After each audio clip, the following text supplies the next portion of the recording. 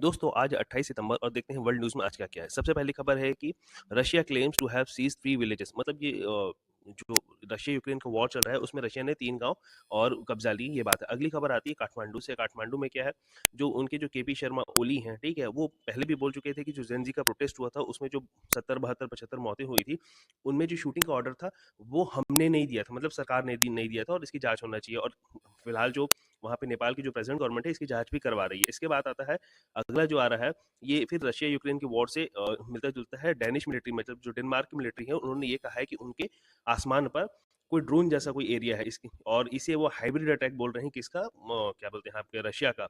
अच्छा ये नॉर्वे में भी ऑलैंड एक जगह है जहाँ पे उनके F-35 जेट रखे, वहाँ पर भी ड्रोन जैसा उनको कुछ कोई फ्लाइंग ऑब्जेक्ट उनको दिखी है। अगली खबर आती है गाज़ा में।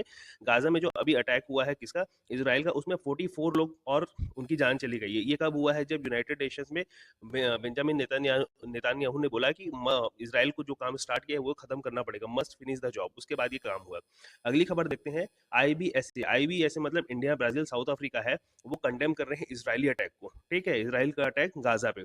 और इसके साथ ही इन्होंने जो पहलगाम में जो टेररिस्ट अटैक हुआ था उसकी भी कड़ी निंदा की है और इनके जो फॉरेन मिनिस्टर हैं वो आपस में मिल रहे हैं, यूनाइटेड नेशंस जो हो रहा है उसके साइड लाइन पर, मतलब आपस में ये कर रहे हैं। इसके साथ ही ब्रिक्स जो नेशंस है वो भी क्रिटिसाइज कर रहे हैं, किसको? इसराइल को क्रिटिसाइज कर रहे हैं, कहाँ पे? कतर के लिए, ठीक है। और उन्होंने ये भी बोला है कि इसराइल जो गाजा में कर रहा है उसकी भी हम कड़ी निंदा करते हैं। साथ ही उन्होंने ये भी बोला है कि टेररिज्म के अगेंस्ट में है, लेकिन उन्होंने इस जॉइंट स्टेटमेंट में किसी भी प्रकार का हमास का नाम नहीं लिया। सबसे बड़ा बात ये है। साथ ही इसमें एक और बात भी देखने की चाहिए कि जो यूनाइटेड नेशंस में जो परमानेंट सीट है भारत की, उसके लिए चाइना जो है वो अपोज कर रहा है। यहाँ पे चाइना भारत का साथ नहीं दिया। यहाँ पे लिखा है, देखिए, BRICS member China has not supported India's bid for a permanent seat on Security council.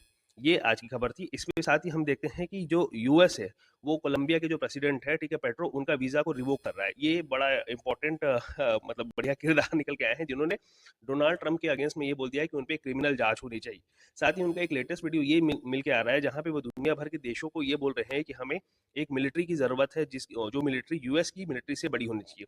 अभी आप देखें कि खासकर यूएस और कोलंबिया के बीच में काफी टेंशन आया है, ठीक है। मतलब डोनाल्ड ट्रंप ने ये आदेश दे दिया है कि आपको कोई भी ऐसा शिप मिले जिसमें आपको डाउट हो कि मतलब उसमें ड्रग ट्रैफिकिंग हो रही है, तो उस पर आप अटैक कर दीजिए। ये और इसको लेके मतलब कोलंबिया और यूएस आपस में सामने आ गए।